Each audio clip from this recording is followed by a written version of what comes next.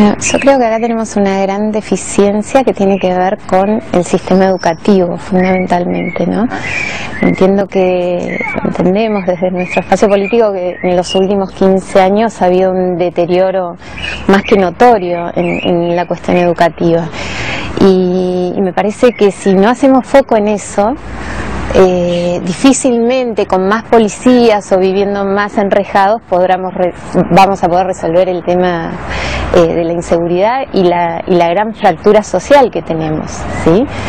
Parece que la contención y el desarrollo individual que pueda tener cada persona tiene que ver claramente con el sistema educativo y con las posibilidades de acceso a educación que tiene cada persona desde sus primeros años, ¿sí? Y la contención que pueda tener en estos lugares.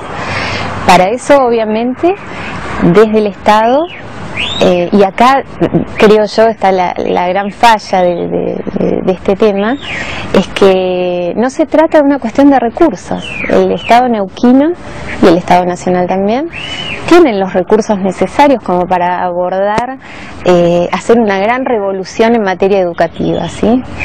El tema es que no hay una buena gestión de estos recursos, ¿sí? Y no hay tampoco profesionales idóneos en estas materias que estén a cargo de las áreas claves que necesitamos en el Estado se ocupen de esto. Mira, el otro día en una de las recorridas por los barrios de Neuquén, hablando con una docente del área de una escuela nocturna, me decía, mira Carolina, el año pasado, hacia fin de año, nos impusieron, en la escuela donde ella trabaja, nos impusieron la incorporación de X cantidad de porteros. Dice, yo no tengo nada contra los porteros, me dice, pero no necesitamos porteros en las escuelas neuquinas. Necesitamos docentes capacitados para atender las problemáticas que estamos viviendo, que cada vez son peores, ¿sí? La cuestión de la drogadicción, del alcoholismo, bueno, de toda una serie de adicciones de chicos cada vez más chicos. O sea, necesitamos psicopedagogos que nos ayuden a ver cómo manejamos estas problemáticas. Entonces, toda una serie de conflictos que se viven hoy en día en los colegios, que obviamente después se trasladan al barrio, a la sociedad, que uno lo que observa es que desde el Estado se está mirando para otro lado, ¿sí? Y no tiene que ver, vuelvo a reiterar, con un tema de recursos, tiene que ver con un desmanejo en la gestión de esos recursos. Yo creo que la principal responsabilidad es del Estado y de los dirigentes y las autoridades, porque son los que tienen la responsabilidad primaria en esto, ¿no? Me parece otro ejemplo. La semana pasada estuvimos en una guardería municipal, en uno de los barrios más postergados de Centenario, bueno, con una larga y extensa lista de reclamos, ¿no? Que tienen que ver con la precariedad laboral de los docentes y del personal auxiliar. Es inaceptable que el mismo Estado que les exige a los privados determinados cumplimientos o obligaciones en cuestiones laborales, tenga situaciones de precariedad laboral dentro del mismo Estado y con docentes o personal auxiliar. Eso es algo que no se puede aceptar. O sea, es una contradicción en sí misma, ¿sí? Entonces tenés situaciones de precariedad laboral, situaciones de precariedad edilicia, precariedad en el mobiliario, precariedad en la capacitación de los docentes. O sea, estamos viviendo la época del Estado precario, del Estado ausente, ¿sí? Me parece que los docentes hacen un esfuerzo descomunal, sobre todo en aquellos lugares, como te decía, más vulnerables, o que los chicos necesitan mucha contención, y esta contención tiene que ver con lo emocional, con lo afectivo, no solamente con el tema por ahí de cubrir necesidades básicas, ¿no? Tiene mucho que ver en los años iniciales con esta contención que a veces desde sus familias por ahí no la tienen, porque viven una realidad muy marginal. Y yo lo que veo de las recorridas que hacemos es que los docentes son en su gran mayoría luchadores incansables y dejan todo de sí para afrontar y darle algún tipo de respuesta a esta gente. Pero me parece que no hay acompañamiento desde el Estado. de ninguna manera. Y me parece que estamos todos mirando a nivel dirigencial otra película.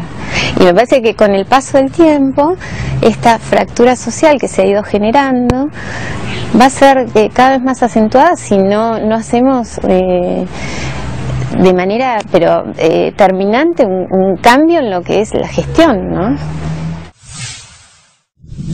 Cuando yo digo también esto de que el sistema educativo se ha deteriorado, o sea, evidentemente si el 50% de los chicos no pueden terminar la escuela secundaria, o de acuerdo al último informe de la UNESCO que tenemos en Argentina, y acá te hablo a nivel país, no solamente de provincia, de acuerdo al último informe de la UNESCO a nivel país, hay 7 países de Latinoamérica que nos superan en la capacidad de lectura en los chicos de tercer grado, ¿sí? Esto también es inaceptable. Entonces, y lo peor que nos pasa es que además no tenemos estadísticas confiables para evaluar, ¿sí? Hay un programa nacional de medición de niveles de aprendizaje y demás, que en el año 1993 se hacía una vez al año, ¿sí? Era anual esa medición. En el año 2003 pasó a ser bianual. Y ahora desde el 2013, es cada 3 años. Estamos trabajando con estadísticas de hace 3 años, porque además demoran en publicarlas, son estadísticas que no se pueden comparar, ¿sí? Se oculta información, o sea, y la cuestión esta de medir la calidad educativa, de saber qué es lo que están aprendiendo los chicos, de evaluar, para poder capacitar a los docentes, es también clave, ¿sí? Es un tema central también de la educación. Acá en Neuquén el año pasado se sancionó la Ley Orgánica de Educación, ¿sí? Que como buen dato dispuso que los chiquitos de 4 años ya tengan educación inicial, ¿no? Sean incorporados a la educación inicial. Pero ¿qué pasa? Nos encontramos hoy con la realidad, la buena intención de la ley por un lado, ¿no? Que los chiquitos de 4 años accedan a la escuela. Pero tenés la realidad de los papás, de los chicos de 5, que no consiguen bancos. Y eso tiene que ver con la mala administración del recurso, ¿sí? Si vos hoy no podés garantizar que los chiquitos de 5 años tengan acceso a un banco en las escuelas, decime cómo vas a hacer por más buena ley de educación que hayas aprobado, ¿cómo vas a hacer para garantizar que los chiquitos de 4 tengan clases y tengan acceso a un banco? En eso en la legislatura queremos trabajar, en estar en sintonía con el Ejecutivo para todas aquellas leyes muy buenas cargadas de intenciones que se sancionen, después tengan su aplicación en la práctica, porque si no, no tiene mucho sentido. Las leyes van a seguir siendo adornos de nuestra realidad, digamos, o sea, incumplibles, absolutamente. Claramente, y volviendo un poco a cuáles son, digamos, a cuál es la visión que uno tiene del colegio y cuál es la misión que uno tiene que saber que tiene que ver con la cuestión educativa, nosotros somos de la idea que los mejores colegios y los mejores docentes tienen que estar en los lugares más vulnerables, ¿sí? En los lugares donde hay mayor desintegración social, donde hay más situaciones que abordar desde otro punto de vista, ¿no? Donde hay tantas situaciones irresueltas. Y esto no lo decimos nosotros, también está establecido en la ley. Lo que pasa es que no se cumple, ¿sí? Entonces, bueno, ese es un tema. En los lugares más difíciles, en los lugares donde hay mayores situaciones de violencia familiar, de violencia barrial, deberían estar los mejores docentes, los mejores psicopedagogos, ¿sí? O sea, claramente es una cuestión de definir prioridades ahí, ¿sí? Yo creo que evidentemente se pueden abordar. No podemos, como decía antes, mirar para otro lado. Y yo entiendo que es así, como vos decís, que se replican comportamientos o esquemas que vienen por ahí de la familia, de cómo es el manejo en el barrio y demás. Nosotros estamos viviendo en una sociedad muy conflictiva, ¿sí? Que hace del conflicto su estilo de vida. Yo creo que tenemos que sí o sí hacer un corte con eso y trabajar en una escuela con valores que tengan que ver con la cooperación, con la solidaridad, con la responsabilidad, ¿sí? Con el esfuerzo. O sea, una escuela sin valores no tiene ningún sentido, ¿sí? Una escuela que se enfoque primariamente en el individuo, ¿sí? Y en su vínculo social. Después vendrá todo lo demás que tenga que ver con contenidos, con exigencias curriculares y demás, pero me parece que hay que hacer mucho hincapié en esto, en valores como la tolerancia. Eso también me parece fundamental. Estas cosas hay que trabajarlas en los colegios, desde pequeños. Nosotros estamos convencidos que, sobre todo en la secundaria, hay que trabajar justamente en eso, ¿no? El Estado tiene que ser articulador de esta relación, de este vínculo, articular y ser nexo entre, bueno, las empresas o todas aquellas posibilidades que haya de empleo, o también fomentar lo que es ser emprendedor, ¿sí? Por eso estamos convencidos. Hace 2 días tuvimos acá en Neuquén la visita de Esteban Bullrich, que es el ministro de Educación de Mauricio Macri en la ciudad de Buenos Aires.